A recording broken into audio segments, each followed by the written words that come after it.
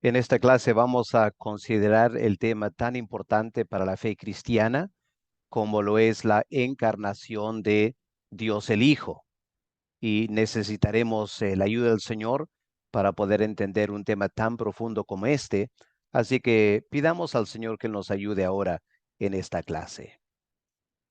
Padre, hay grandes misterios en tu palabra, en la fe, y pedimos ahora, Señor, que al tocar ese tema que es fundamental para nuestra salvación, Padre, pido que tú nos concedas del Espíritu Santo el entendimiento espiritual.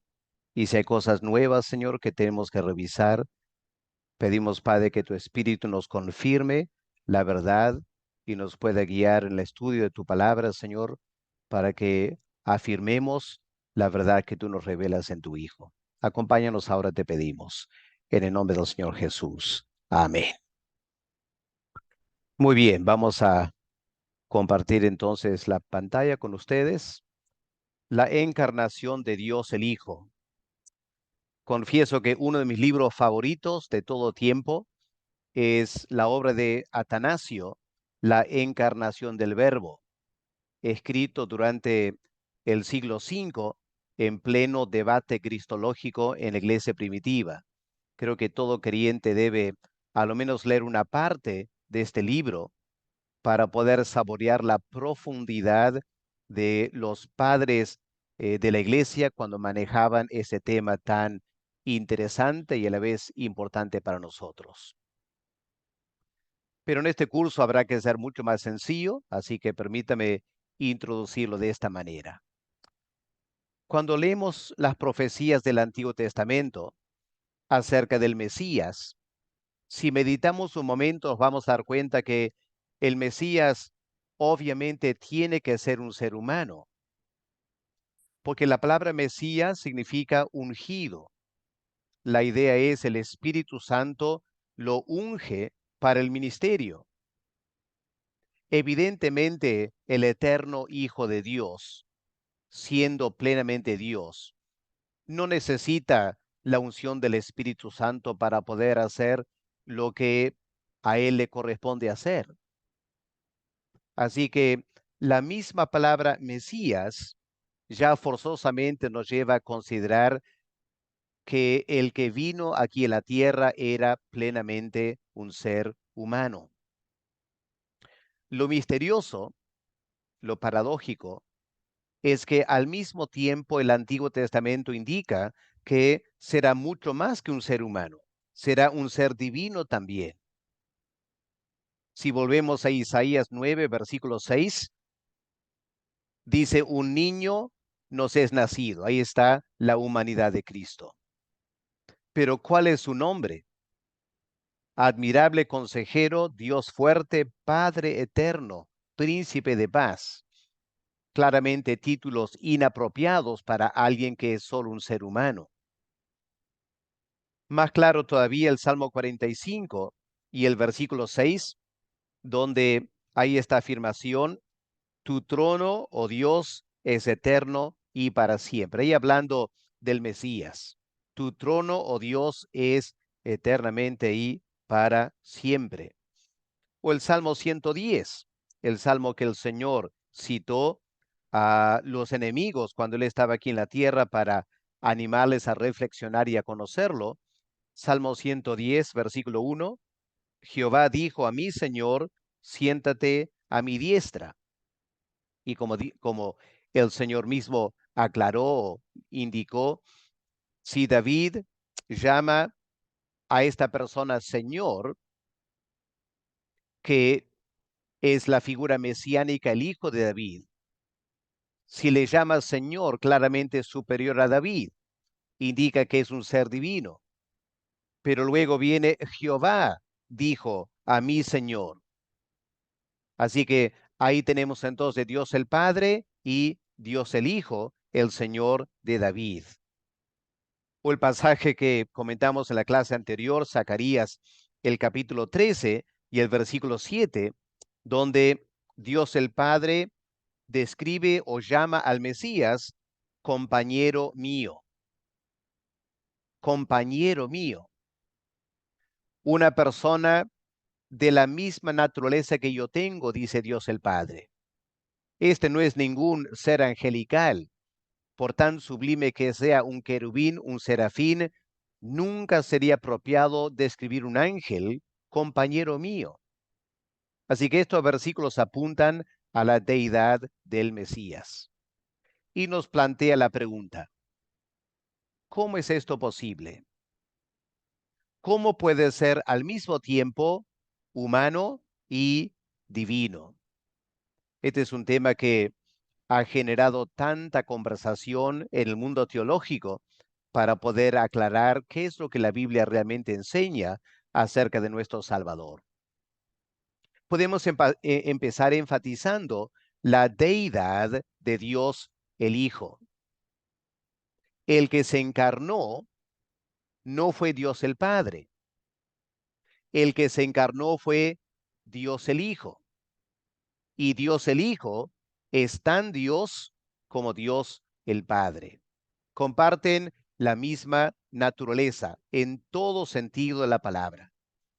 Ahora, hay varios textos en el Nuevo Testamento que confirman la plena deidad de Dios el Hijo que se encarnó en Jesús de Nazaret.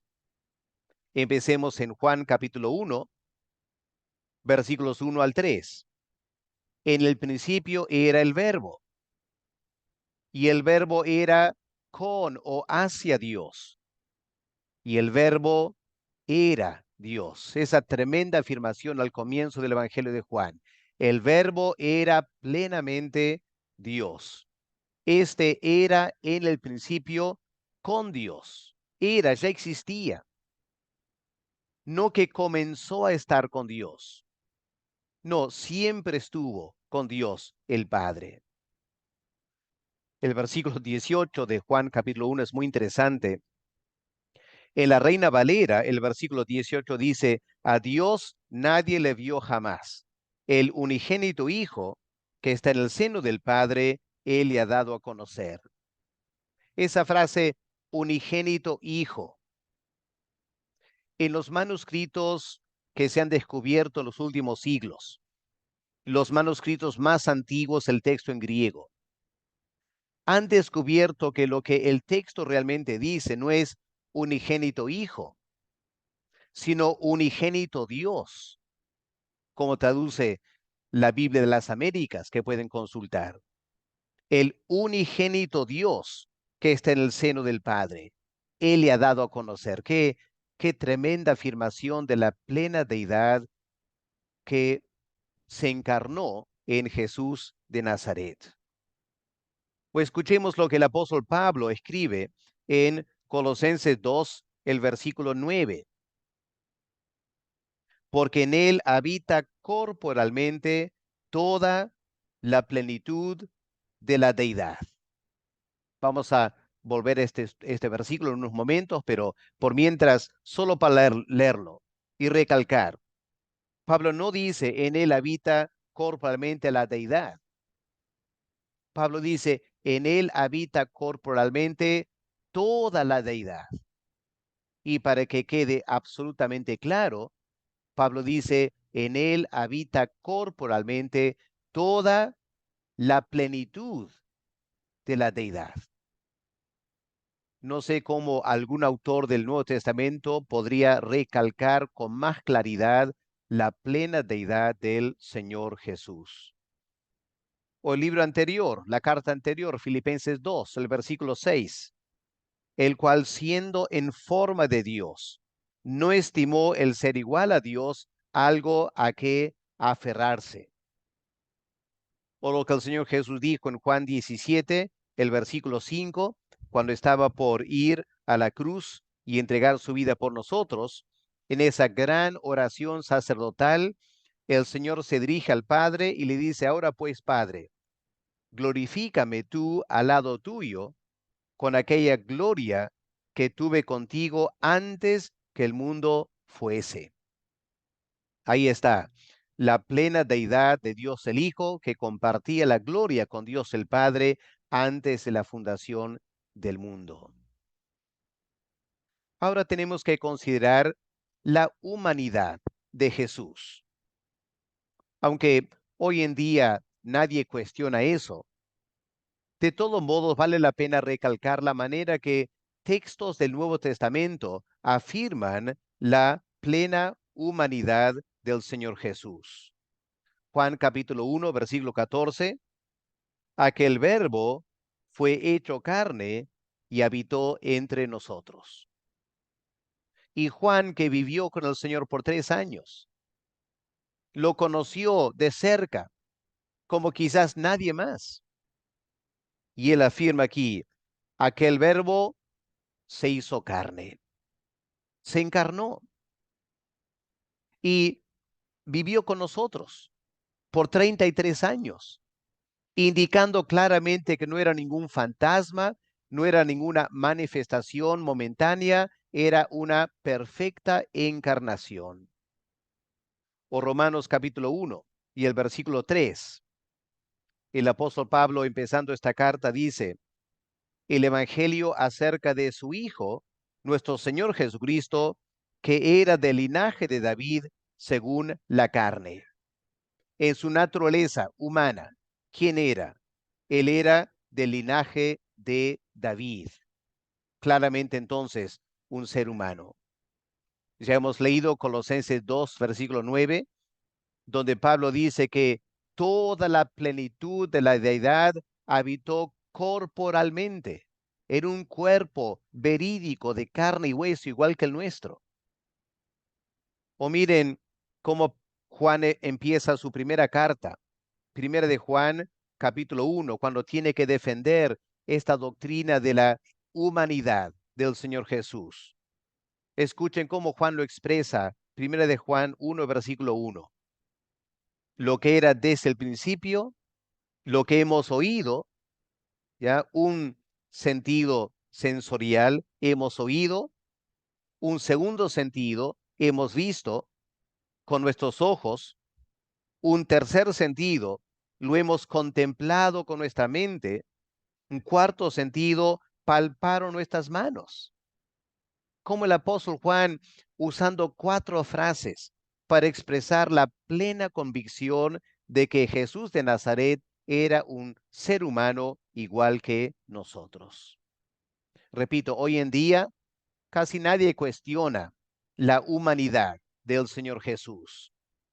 Pero en el primer siglo, cuando el neoplatonismo era la filosofía vigente, y el neoplatonismo afirmaba que este mundo material es pecaminoso y el mundo espiritual es perfecto. Para los platonistas era muy difícil concebir que alguien vendría del mundo espiritual, de la perfección, a vivir aquí en este mundo material de pecado, y menos que tomaría un cuerpo humano, que para los platonistas era por definición pecaminoso y malo. Y por lo tanto surgió en el primer siglo algunas herejías que indicaban que Jesús solo aparentó tener un cuerpo, pero que no era un cuerpo real. Por eso la carta de Pablo a los colosenses en parte tiene como propósito corregir ese error. Por eso leemos en Colosenses 2, versículos 8 y 9, mirad que nadie os engañe. Aquí está el peligro. Que nadie os engañe por medio de filosofías, como el platonismo, y huecas sutilezas, según las tradiciones de los hombres. Ahí está la filosofía, conforme a los rudimentos del mundo, y no según hemos aprendido de Cristo, porque en él habita corporalmente toda la plenitud de la deidad. Ven como el apóstol Pablo corrige este error incipiente y afirma al mismo tiempo la humanidad y la divinidad del Señor Jesús. O vamos a Primera de Juan, esta carta escrita para defender la plena humanidad de Cristo. Miren, Primera de Juan 2, versículo 22. ¿Quién es el mentiroso? ¿Quién es el apóstata? El que engaña. Dice Juan, el que niega que Jesús es el Cristo, el Mesías, ese ser humano ungido con el Espíritu Santo. Él es el mentiroso. Este es el anticristo, que niega tanto el Padre como el Hijo. Y miren también en capítulo 4, los primeros 3 versículos. Primera de Juan 4, versículo 1. Amados, no crean a todo espíritu, sino probad los espíritus si son de Dios, porque muchos falsos profetas han salido por el mundo. En esto conoced el Espíritu de Dios. Todo espíritu que confiesa que Jesucristo ha venido en carne es de Dios. Y todo espíritu que no confiesa que Jesucristo ha venido en carne no es de Dios. Este es el espíritu del anticristo, el cual vosotros habéis oído que viene y que ahora ya está en el mundo. Satanás, queriendo robar a la iglesia de la doctrina de la plena encarnación de Dios el Hijo, sembró esta idea a través del platonismo, de que Jesús no tenía un cuerpo humano verdadero, era solo una suerte de fantasma o aparición. Y Juan dice, aunque alguien diga ser profeta y diga que el Espíritu Santo está sobre él para declarar algo, si una persona declara en esa manera que Jesús no vino en la carne, no lo crean. Es un falso profeta, es un anticristo, dice el apóstol Juan. Así que quedamos con esta pregunta tan importante para nosotros. ¿Cómo se dio la encarnación? ¿Cómo es posible que alguien puede ser al mismo tiempo plenamente Dios y plenamente humano? Evidentemente es un gran misterio, ¿no es cierto? Y hay que reconocer que no es algo que vamos a entender. Por lo menos no lo vamos a entender fácilmente. Por lo mucho, lo que vamos a intentar hacer es definirlo. Y aún en nuestra definición, habrá que limitarnos a las enseñanzas bíblicas y no especular saliendo fuera del marco bíblico. Así que vamos a ver algunos pasajes importantes para empezar a elaborar una doctrina de la encarnación del Verbo. Vamos a Lucas, el capítulo 1, el anuncio del ángel a María del nacimiento del Señor Jesús. ¿Qué leemos en Lucas 1, 31 al 35? El ángel le afirma a María, ahora concebirás en tu vientre y darás a luz un hijo, y llamarás su nombre Jesús. Este será grande, será llamado Hijo del Altísimo, y el Señor Dios le dará el trono de David su padre, y reinará sobre la casa de Jacob para siempre, y su reino no tendrá fin. Entonces María dijo al ángel, ¿cómo será esto? Pues no conozco varón. Respondiendo el ángel le dijo, el Espíritu Santo vendrá sobre ti, y el poder del Altísimo te cubrirá con su sombra, por lo cual también el santo ser que nacerá será llamado Hijo de Dios. Lo que estamos leyendo aquí, hermanos, es que claramente el cuerpo humano de Jesús fue el resultado de una concepción especial, por cierto. Ningún varón tuvo que ver con la concepción del Señor Jesús. Fue el Espíritu Santo, con este poder divino, vino sobre el cuerpo de María, no para crear un óvulo fecundado, sino para fecundar un óvulo suyo.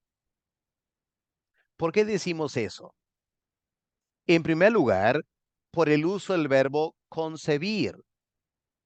Concebirás. Noten que en versículo 24, este mismo verbo se usa de la madre de Juan el Bautista, Elizabeth. Versículo 24, después de aquellos días, concibió su mujer Elizabeth y se recluyó en casa por 5 meses. Concibió, en ese caso, a través de la relación normal con su esposo Zacarías. Ahora, esa concepción del punto que empieza la vida humana fue el Espíritu Santo que obró en María para que María concibiese. Ella lo concibió. No fue simplemente la implantación de un óvulo ya fecundado. No, el óvulo de María fue fecundado. La concepción se dio en su vientre. Por eso el apóstol Pablo puede decir lo que acá vamos a leer en Romanos 1, versículo 3. Si miramos otra vez, habla de Jesucristo que era del linaje de David según la carne. Ahora, si el Espíritu Santo hubiera simplemente creado un óvulo fecundado milagrosamente, que evidentemente pudo haberlo hecho, no se podría decir que ese óvulo fecundado era del linaje de David. Por eso es importante enfatizar que el óvulo le pertenecía a María. El ADN era el ADN de David, el rey de Israel. Jesús tenía un cuerpo genéticamente vinculado con ese gran rey de Israel llamado David. Los evangelios también recalcan esto en las genealogías que ustedes pueden leer en Mateo capítulo 1 y Lucas capítulo 3. Claramente, ambas genealogías tienen que ver con María, porque aunque en Lucas lo vincula con José, al final dice quién fue supuestamente el padre de Jesús. Pero ¿para qué mencionar una genealogía de José si José realmente no tuvo nada que ver con el nacimiento de Jesús? Por eso comentaristas indican que la genealogía en Lucas también es de María, estableciendo el vínculo genético entre el rey David y el Señor Jesús. El Espíritu Santo fecundó un óvulo de María en el interior de su ser. Ahora, en el momento de la concepción, el eterno Hijo de Dios se unió al ser humano Jesús, en lo que se ha llamado una unión hipostática. Para los que estudiamos doctrina cristiana es muy importante manejar esta expresión, la unión hipostática. El eterno Hijo de Dios se unió al ser humano en el momento de la concepción. La unión hipostática es la unión de dos naturalezas en una sola persona. Como alguien ha tratado de definir, la unión hipostática es el intento de las mentes humanas finitas de comprender la naturaleza infinita de Jesucristo. En última instancia, sin embargo, no podemos entender completamente cómo Él puede ser completamente divino y completamente humano al mismo tiempo. Está más allá de nuestra comprensión. Pero los teólogos afirmaron que la encarnación es una unión hipostática de dos naturalezas en una sola persona. No es que hay dos personas en Jesús, una persona divina y una persona humana. No, son dos naturalezas, hipostasis, unidas en una sola persona. Difícil de comprender, ¿no es cierto? Pero esto es lo que Atanasio desarrolla en ese gran libro y lo que los credos de la iglesia han afirmado. La unión de dos naturalezas, una divina y otra humana, en una sola persona, un solo ser consciente de ser alguien. Jesús de Nazaret. Pasemos ahora a Juan capítulo 1 y el versículo 14. Otro versículo importante para elaborar una doctrina de la encarnación de Dios el Hijo. ¿Qué leemos en Juan 1:14? Aquel verbo, el verbo que estaba con Dios el Padre en la eternidad, el verbo que era Dios desde la eternidad, aquel verbo fue hecho carne y habitó entre nosotros. Ahora aquí, cuando dice fue hecho carne, el verbo es ginomai. Ginomai significa llegar a ser. Ahora, noten con cuidado lo que Juan dice. El Logos divino no llenó el cuerpo de Jesús como agua llenando un envase. Lamentablemente, en la historia de la cristología, algunos han querido explicarlo de esa manera. Y es cierto que hoy en día quizá muchos creyentes no bien instruidos tienen esa clase de concepción de la encarnación, de que hubo una persona, Jesús, un ser humano, y que la plenitud de Dios el Hijo invadió y llenó ese cuerpo humano como agua llenando un envase. Pero eso no es cierto. Eso no es la doctrina bíblica de la encarnación. Porque el apóstol Pablo en Colosenses 2:9 dice, en él habita corporalmente. Y aquí hay que tener cuidado de cómo interpretamos ese versículo. Porque, eh, repito, algunos lo han malinterpretado como si existía el cuerpo de Jesús y ese cuerpo fue llenado de la divinidad. Tampoco se trata de que se apoderó del cuerpo de Jesús, como un demonio se apodera de un ser humano. Los endemoniados tienen, eh, el endemoniado tiene una naturaleza humana en un cuerpo humano. El demonio no se une al cuerpo humano en la forma de la encarnación. No, lo que el demonio hace es se apodera del cuerpo, toma control del cuerpo. Eso no es una encarnación, esa es una posesión demoníaca. Dios el Hijo no se posesionó de un cuerpo humano, no, se hizo un cuerpo humano. Gran diferencia entre llenar un cuerpo, poseer un cuerpo y hacerse un cuerpo. La encarnación es cuando Dios el Hijo se hizo carne, tomando no un cuerpo que ya existía, sino tomando cuerpo. Yo sé que suena similar, pero conceptualmente es bastante diferente. Él se hizo sarx, carne, no tomó carne, no se apoderó de carne, se hizo ginomai, llegó a ser carne. Esa es la doctrina de la encarnación. Así que, ¿cómo debemos interpretar Colosenses 2:9?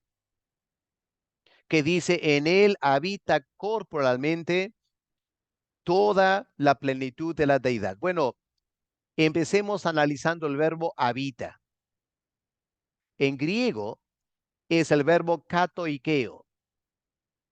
Oikeo significa vivir en una casa. Kata es una preposición que significa hacia abajo y en este caso es enfático y significa vivir en forma permanente. La encarnación no fue algo transitorio. Algunas personas no están muy seguras qué pasó con la encarnación, el cuerpo de Cristo después de la ascensión. Yo me acuerdo hablar con un hermano en una iglesia una vez y le pregunté, hermano, ahora que Cristo está en la gloria, ¿él sigue siendo humano como nosotros? Me dijo, claro que no, pastor, ahora ha vuelto a ser Dios otra vez. Error, ¿no es cierto? Error. El eterno Hijo de Dios no se apoderó de un cuerpo humano por un tiempo para luego abandonarlo. No, se hizo carne, habitó en forma permanente y lo que empezó a darse hace 2000 años todavía es cierto en el cielo.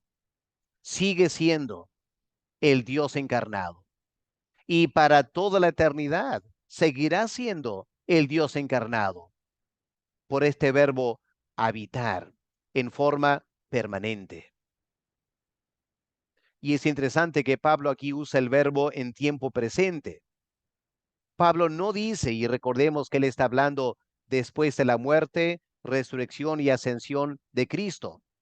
Pablo no dice porque en él habitaba durante sus años terrenales la plenitud de la deidad. No, Pablo dice, en él habita hasta el día que Pablo escribe esta carta y hasta el día de hoy todavía. Ahora aquí es interesante hacer el contraste con Juan 1:14, porque a primera vista pareciera similar.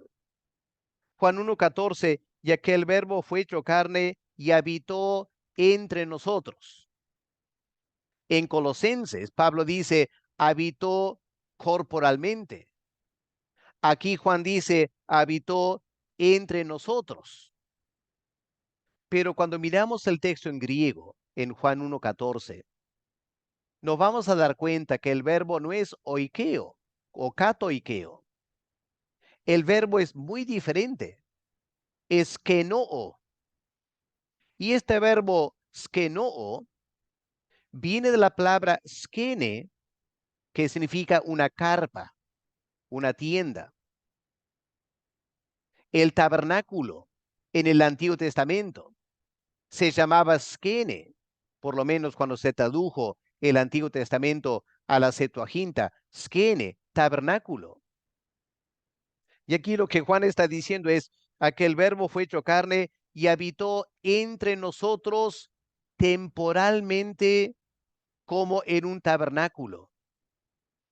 Lo que Juan está diciendo aquí en Juan 1:14 es que él habitó en la tierra.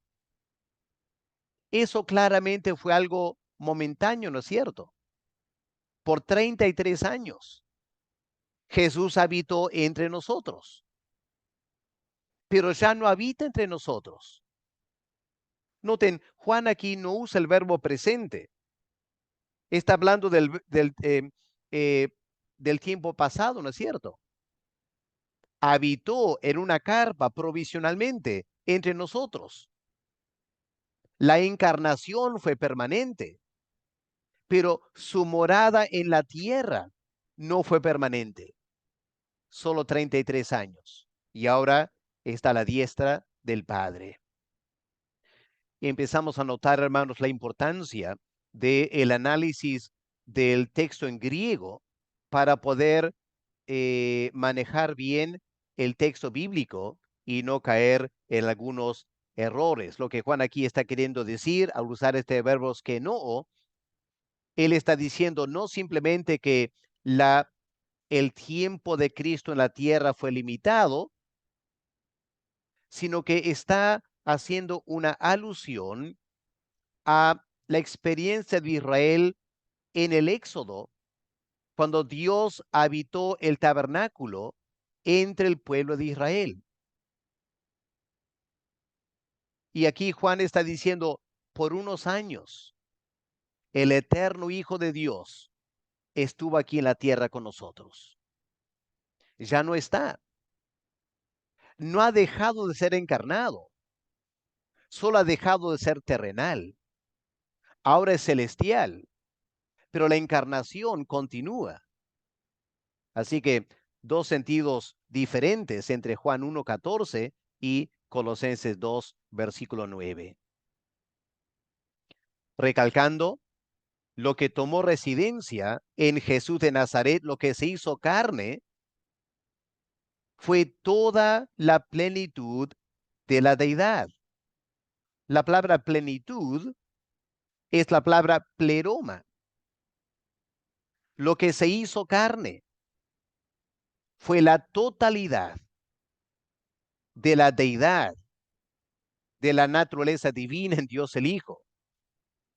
Ahora, yo sé que si miramos Efesios 3, el versículo 19, el apóstol Pablo dice algo similar, aunque si lo meditamos nos damos cuenta que es muy diferente. Efesios 3, 19, de conocer el amor de Cristo que excede todo conocimiento, para que seáis llenos de toda la plenitud de Dios. Ahora Pablo dice aquí, para que sean llenos de toda la plenitud de Dios. Ahora, nosotros que tenemos un cuerpo humano, podemos recibir a través del Espíritu Santo la plenitud de Dios. Es lo que el apóstol Pablo exhorta, ¿no es cierto? Sean llenos del Espíritu Santo. Pero el Espíritu Santo, cuando mora en nosotros, no es una encarnación. No es que el Espíritu Santo se hace carne.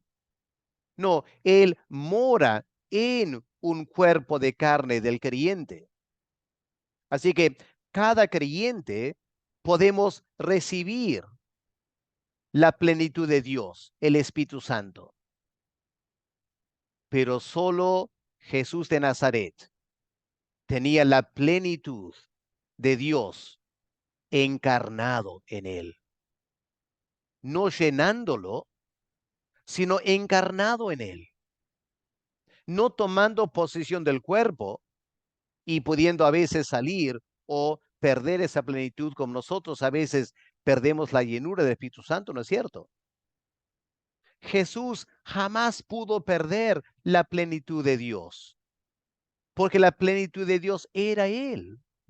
En ese cuerpo estaba la plenitud. El cuerpo era la plenitud de Dios. Dos naturalezas en una sola persona, no dos personas.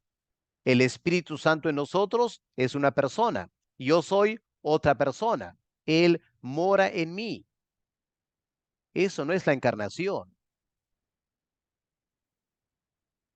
Dios el Hijo y el Señor Jesús son una y la misma persona, porque el eterno Verbo se encarnó en Jesús de Nazaret. No hay dos personas diferentes. Hay dos naturalezas diferentes, sí, en una sola persona. Un solo una sola identidad que piensa y siente y reflexiona. Y ahí está el misterio, ¿no es cierto? Como dos naturalezas en una sola persona. Ahora, si nos preguntamos cómo el Logos tomó residencia permanente, Pablo responde corporalmente. Ahora, es difícil entender esto, pero recalco, debemos evitar la idea de que en el cuerpo de Jesús habían dos personas diferentes. El Logos, que pensaba y sentía, y Jesús, que pensaba y sentía diferente e independiente del Logos. No, no, no. Era una sola persona que pensaba y sentía. Y esa única persona habitaba el mismo cuerpo, un solo cuerpo. Por lo tanto, hay que pensar que el Logos, el Hijo de Dios, se unió a la persona de Jesús como un individuo concebido. Y eso permitió al Logos habitar corporalmente. La unión hipostática fue con Jesús, no simplemente con el cuerpo de Jesús. En otras palabras, cuando el óvulo es fecundado, una persona empieza a existir, ¿no es cierto? Esa persona, un ser humano, va a desarrollarse 9 meses y va a salir como un bebé y va a empezar a desarrollarse como una persona. Le damos su nombre, Jesús. Ahora bien, en el caso de nuestro Salvador, el momento de la concepción El eterno verbo en ese óvulo formó la persona que llamamos Jesús. Así que a partir de ese momento, el Logos es Jesús. Claro, Jesús no existía antes, el Logos sí, pero no es que el Logos se apodera de un Jesús que fue creado independientemente del Logos. No, Jesús nunca existió independientemente del Logos. El momento que empezó a existir Jesús ya era el Logos. Esa es la doctrina de la encarnación, la unión hipostática de dos naturalezas, pero en una sola persona. Ahora podemos ir a Filipenses, el capítulo 2, donde en una sección del texto de la carta, donde Pablo realmente no está tratando el tema de la cristología, como lo está haciendo en Colosenses, o lo que Juan hace en Juan capítulo 1. En Filipenses 2, el apóstol Pablo está tratando un caso pastoral, las divisiones en la iglesia, las tensiones en la iglesia en Filipos. Y el apóstol Pablo presenta a Jesús como un modelo a seguir para zanjar las diferencias y aprender a vivir en unidad. Pero en ese contexto, el apóstol Pablo dice en versículo 6, el cual siendo en forma de Dios, no estimó el ser igual a Dios como cosa que aferrarse. Está hablando aquí de el eterno Logos. Y lo que Pablo dice es siendo en forma de Dios. Ahora, el verbo aquí, siendo, no es el verbo ginomai. Ginomai significa llegar a ser. Aquí tenemos un verbo que significa ser, existir. Y es el participio presente, siendo o existiendo. Y por ser un presente continuo, la idea es existiendo eternamente. ¿Cómo existía eternamente? En forma de Dios. Ahora, cuidado aquí. Para nosotros, la palabra forma da a entender la manifestación externa de algo. Pero estamos aquí manejando una palabra en griego, morfe. Y la palabra morfe en griego no significa las características externas de algo, sino al revés, las cualidades intrínsecas que definen a una persona. Esta es la morfe. La morfe del verbo es su divinidad. Su divinidad son esas cualidades intrínsecas de Dios que lo hacen Dios. Por eso, a diferencia de Satanás, el apóstol Pablo dice, Dios el Hijo no estimó que ser igual a Dios era una cosa a que aferrarse. Ahora es difícil captar exactamente lo que Pablo está diciendo aquí. Podría ser que Pablo está diciendo, porque él era Dios, no sentía que era necesario aferrarse a ser Dios a toda costa, como una persona insegura si eso no es alguien. Y cuando alguien está inseguro, se aferra por si acaso. No, él era eternamente Dios. Por eso no tenía que aferrarse a eso. Otra interpretación es que siendo eternamente Dios, no consideró que ser Dios era algo que él tenía que robar. ¿Cómo era Satanás?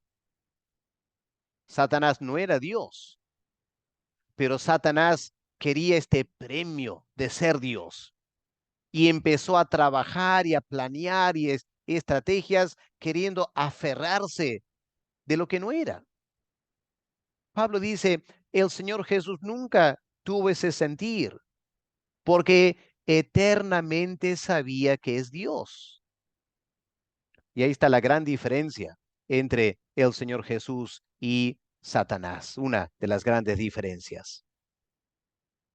Ahora, en versículo 7 de Filipenses 2, el apóstol Pablo dice, con fines a la encarnación, se despojó a sí mismo. No es una buena traducción, porque en español despojarse da la idea de quitarse algo, como quitarte la ropa. El texto en griego significa se vació. Ahora, normalmente nosotros hablamos de vaciar agua, ¿no es cierto? O vaciar harina. Pero noten, Pablo no dice se vació de la divinidad o se vació de sus atributos. El apóstol Pablo usa el verbo sin añadir un sustantivo. Simplemente se vació. Y hay que evitar especular sobre el asunto. Porque si en Colosenses 2:9 el apóstol Pablo afirma, el mismo autor de Filipenses, en Colosenses Pablo afirma, en Jesús de Nazaret habita toda la plenitud de la deidad. No se vació de nada entonces, ¿no es cierto? No se vació de nada. Si toda la plenitud de la deidad estuvo en él.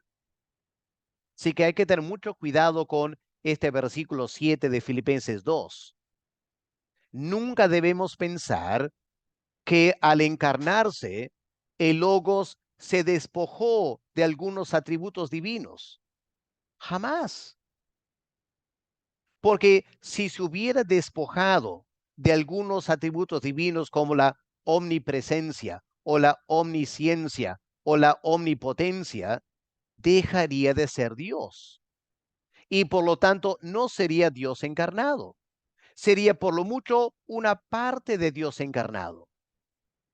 Pero Pablo al decir, en él habitó toda la plenitud de la deidad, indica que en Jesús de Nazaret estaba la totalidad del verbo de Dios, con todos sus atributos, estaban ahí presente. Por lo mucho, podríamos decir que en la encarnación se vació, entre comillas, en el sentido de que no se dejó notar que estaban presentes esos atributos. Nadie mirando a Jesús de Nazaret diría, ahí hay un hombre que es omnipresente. Nadie diría eso. Y el niño Jesús aprendiendo a leer y escribir. Nadie diría, ahí hay un ser humano omnisciente. No, ciertos atributos se velaron, pero velar es muy diferente a decir dejaron de existir o se desactivaron. Hermanos, para entender este concepto hay que notar las siguientes frases en versículo 7, donde Pablo dice, se vació. ¿En qué sentido? En primer lugar, tomando forma de siervo, siendo eternamente en la forma de Dios, con todas esas cualidades intrínsecas que lo hacen Dios. Él tomó otra morfe, cualidades intrínsecas que lo hacen un siervo. Y por eso aquí en la tierra, Él vivió como un siervo, porque Él tomó la forma de siervo, hecho semejante a los hombres. Ahora permítame una analogía que quizás nos ayude a entender lo que Pablo está diciendo aquí. ¿Se acuerdan ese momento en Juan capítulo 13, cuando el Señor lavó los pies de los discípulos? ¿Se acuerdan que antes de tomar el agua y la toalla, el apóstol Juan dice lo siguiente: sabiendo Jesús que el Padre había entregado todas las cosas en sus manos, sabiendo que había venido de Dios y volvía de Dios, en otras palabras, plenamente consciente de su divinidad, ¿qué hizo el Señor? tomó agua y una toalla y empezó a lavar los pies de los discípulos. Ahora, si una persona hubiera entrado a ese cuarto en ese momento y hubiera visto la escena, 12 hombres y una persona lavando sus pies, ¿qué dirían de Jesús? Es el siervo, pues, es el siervo. Y efectivamente en ese momento tenía toda la morfe de un siervo. Pero cuando termina de lavar los pies, ¿qué dijo el Señor en Juan 13, versículos 13 y 14? Si yo, siendo su maestro, que lo soy, he lavado los pies. Qué interesante eso, ¿no? Siendo maestro, que lo soy. En otras palabras, mientras el Señor lavaba los pies de los discípulos, pregunto, mientras él estaba lavando los pies, ¿dejó de ser maestro? ¿Dejó de ser su amo? No, no es cierto. Como él mismo lo dice. Lo único que dejó de la apariencia de ser el amo y tomó la morfe, tomó las cualidades de un siervo, en tal manera que cualquier persona entrando diría, ese es el siervo, pero nunca dejó de ser el amo. Y en la encarnación es exactamente lo mismo. Mientras era bebé y estaba aprendiendo a caminar, la gente miraba a Jesús y lo veían como un ser humano, nada más que un ser humano, pero nunca dejó de ser plenamente Dios. Era ambas cosas al mismo tiempo, dos naturalezas en un solo ser humano. Y aunque la gente lo contemplaba y pensaba que no era nada más que un judío cualquiera como los otros, él nunca dejó de ser el eterno Dios. Porque lo que pasó en la encarnación no es que el eterno verbo perdió algunos atributos como omnipresencia, omnisciencia. No, no perdió nada. Al revés, el Logos añadió a su naturaleza divina, añadió a los atributos divinos, ahora la naturaleza humana. La encarnación no fue una resta, la encarnación fue una suma. El eterno verbo, sin cambiar en absoluto, él añadió a su naturaleza divina la naturaleza humana. Pero cuidado, no dos naturalezas mezcladas. No es que la divina y la humana se mezclaron en Jesús en tal manera que tenemos una suerte de mezcla, un ser que es diferente de Dios y diferente del hombre, una mezcla. No, no, no. Ambas naturalezas completas, distintas, la una de la otra.